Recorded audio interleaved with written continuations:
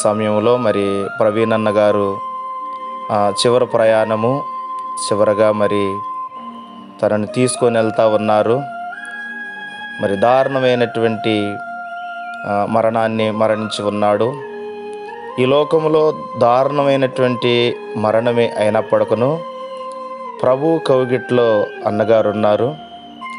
అన్నయ్యని మనం శారీరకంగా చూడలేనటువంటి పరిస్థితుల్లో ఉండవచ్చు, కానీ అంతిమంగా మనందరము కూడా ఒకానొక రోజు అన్నయ్య గారిని చూస్తాము.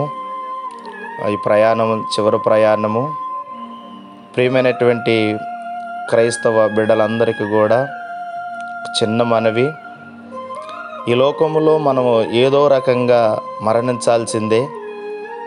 అది హత్యల ద్వారా కానీ, లేకపోతే యాక్సిడెంట్ల ద్వారా కానీ, హార్ట్ అటాకుల ద్వారా కానీ, ఇంకా ఏదో బలహీనత రోగాల ద్వారా కానీ చనిపోవలసినటువంటి వారమే. ఈ లోకం ఏమీ శాశ్వతమైనటువంటిది కాదు, కానీ మనం ఆయన రాజ్యములో, ఆయన సింహాసనములో మనం ఎప్పుడూ ఉండేటువంటి వారుగా ఉండే రీతిగా మనం ఈ లోకంలో భక్తి చేయాలి. మరణం అనేటువంటిది ప్రతి ఒక్కరికి సంభవిస్తుంది. సరే, ఏది ఏమైనప్పటికీ ఈ సమయంలో అన్నగారు మన మధ్యలో ఇక నుంచి కానరారు.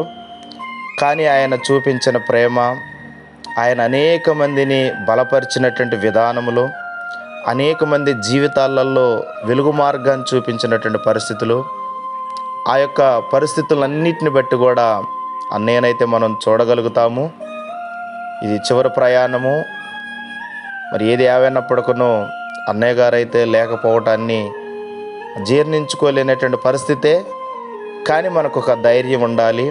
అంతిమంగా మనం కూడా ఏదో ఒక రోజు మరణించాల్సినటువంటి వారమే కనుక ప్రియమైనటువంటి క్రైస్తవ బిడ్డలందరికీ కూడా తెలియపరుస్తున్నటువంటి విషయము, ఈ యొక్క సమయంలో అన్నయ్య గారు లేనటువంటి బాధ వేధిస్తానే ఉన్నది.